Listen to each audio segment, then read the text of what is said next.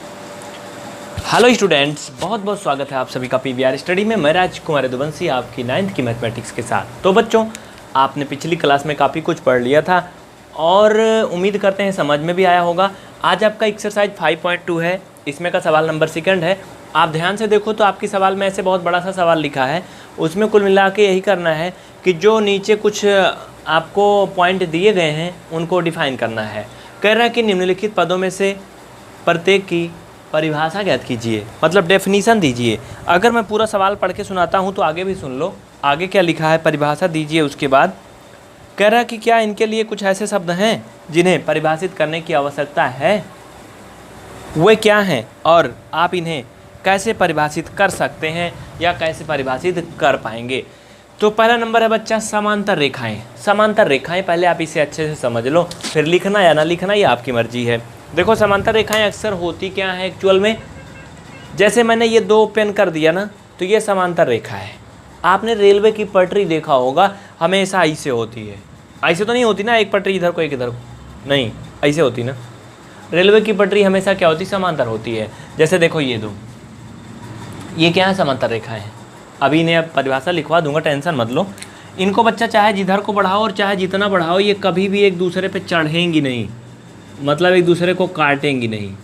ये क्या है, समांतर रेखाएं हैं।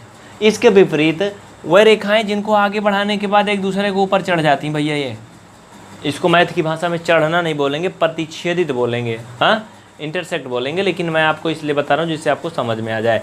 तो आपको क्या समझ में आया इन दोनों में,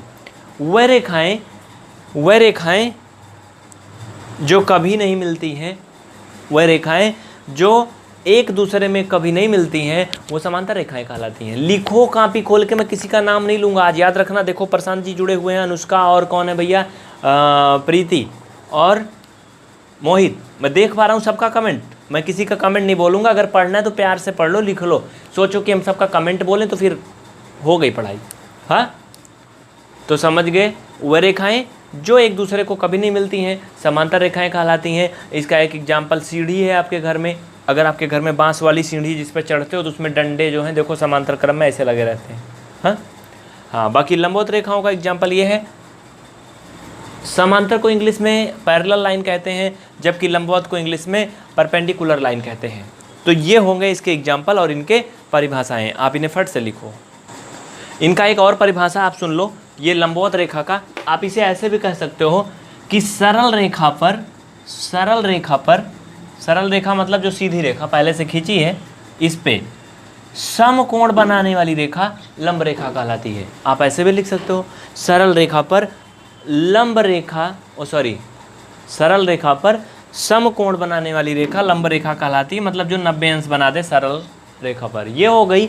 एक दूसरी परिभाषा ऐसी हो सकती है कि सरल रेखा पर गिरने वाली वो रेखा जो दोनों ओर कोण बनाती है। ये सरल रेखा पर गिरने वाली वो रेखा जो दोनों ओर कोण बनाती है, इधर भी कोण बनाती है, इधर भी बनाती है, यहाँ, वो लंब रेखा कहलाती है। तो लिख लो, सरल रेखा पर गिरने वाली वह रेखा जो समकोण बनाती है लंब रेखा कहलाती है।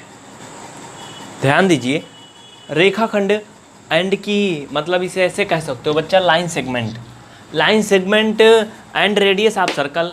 इसकी डेफिनेशन कैसे बताएंगे, परिभाषा कैसे बताएंगे। देखिए इसका एक डेमो देखिए। अगर ये ए बी एक रेखा है और इसके बीच में कोई मैं एक पार्ट काट डालूँ, इसको निकाल लूँ, पी क्यू मैंने इतना काट के निकाल लिया, और ये पी क्यू मैंने निकाल के यहाँ बचा, इसको बच्चा स्थापित कर दिया। तो ये जो पी क्यू है वो क्या है, ये रेखाखंड है। ए बी पूरा क्या था, एक रेखा थी, और ये पी क्यू क्या है, एक रेखाखंड है। हाँ, इसमें अंतर होता है, ये दोनों तरफ को इसमें एरो होता है, दोनों तरफ को एरो होता है। इसका मतलब ये दोनों तरफ को बढ़ती है रेखा, अनंतता को बढ़ती है, इसकी कोई लिमिट नहीं होती है। बात समझ में आई, नॉन लिमिट। लेकिन रेखाखंड में कभी भी किसी भी तरफ एरो नहीं होता है, इसका ये निशानी होती है कि टुकड़ा होता है एक। इसकी परिभाषा आप लिख सकते हो कि रेखा के किसी भी भाग को रेखाखंड कहते हैं। अगला है वृत्त की त्रिज्या क्या होती है। आप लोग लिख लो, परिभाषा लिखना है बच्चा, किताब में यही कहा है आपके सवाल में 9th में। नोट करो, मुंह फैला के देखो मत, कॉपी किताब लेके आया करो, नहीं बहुत मार पड़ेगी, जान लो। अभी पता है ना कि ऑनलाइन में पढ़ रहे हो इसलिए नहीं पढ़ रही ना, नहीं बहुत पढ़ती है, जानते हो ना। देखो इधर, वृत्त की त्रिज्या क्या होती है, पहले तो आप वृत्त देखो, ये क्या है? एक वृत्त है, जिसे इंग्लिश में सर्कल बोलते हैं ना। तो बच्चा इसमें त्रिज्या परिभाषा करना है तो पहले त्रिज्या बात करते हैं। जो बीचों बीच में होता है उसे केंद्र बोलते हैं, सेंटर। और ये लाइन जो होती है त्रिज्या कहलाती है। लेकिन पहले कुछ परिचय तो हो जाए। ये सेंटर है, बीचों बीच में जो है केंद्र, हिंदी में केंद्र, इंग्लिश में सेंटर। इसे जो चारों तरफ घूमा है इसे इंग्लिश में सरकमफ्रेंस बोलते हैं, हिंदी में परिधि बोलते हैं। हाँ, तो क्या कहोगे, इसकी परिभाषा क्या होगा? वृत्त के केंद्र को परिधि से मिलाने वाली रेखा त्रिज्या कहलाती है। लिखो, वृत्त के केंद्र को परिधि से मिलाने वाली रेखा त्रिज्या कहलाती है। तो ये आपके जो सवाल थे ना उसमें के 4 डेफिनेशन हो गए बच्चा।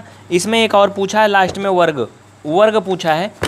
बड़ा आराम से इसका परिभाषा आप दे लोगे। चलो भर से लिख लो इसका भी। वर्ग क्या होता है? देखो, वर्ग को इंग्लिश में स्क्वायर बोलते हैं। What is square? तो बच्चा स्क्वायर जो होता है ऐसा होता है ये बच्चा, बहुत सीधा साधा होता है ये। कब बोलूँ, समझ में आ रहा ना? देखो वर्ग, इसकी ये भुजा अगर 2 है तो ये भी 2 ही होगी, ये भी 2 होगी और ये भी 2 होगी। इसकी परिभाषा कैसे दोगे वर्ग की? आप लिखोगे एक ऐसा चतुर्भुज जिसकी चारों भुजाएं आपस में समान होती हैं वो वर्ग कहलाता है। एक ऐसा चतुर्भुज जिसकी चारों भुजाएं आपस में समान होती हैं वो वर्ग कहलाता है। तो इस तरह से आपका एक्सरसाइज 5.1 का क्वेश्चन नंबर 2 का सारा जो पार्ट था वो क्लियर हो चुका बच्चा। तो क्वेश्चन नंबर 3 अगली क्लास में देखना। तब तक के लिए बहुत बहुत शुक्रिया। और हाँ, अगर आपने अभी तक चैनल को सब्सक्राइब नहीं किया तो जल्दी से करें और बेल आइकन ऑन करें। अपने साथियों को हमारे साथ जोड़ें और लाइव पढ़ें। एक दिन में पूरा एक्सरसाइज खत्म हो जाए जो एक एक सवाल पढ़ रहे हो। इसलिए ज़्यादा से ज़्यादा बच्चे PVR स्टडी में जोड़ो। और हाँ, एक बात और सुन लो बच्चा, ये नंबर लिख लो। अगर आपके पास बच्चे मिल जाएं, आपके भाई लोग, दोस्त लोग जो पढ़ने वाले हैं, तो इस नंबर पे फ़ोन करके बता देना कि हाँ सर बच्चे मिल गए हैं और आप लाइव पढ़ाइए। फिर हम लाइव पढ़ाएंगे, ढेर सारी संख्या में आप लोग जुड़ो और 1-1 घंटा पढ़ाएंगे, ठीक ना? तो फिलहाल आज के लिए इस क्लास में इतना ही। जय हिंद। वीडियो को शेयर जरूर करना।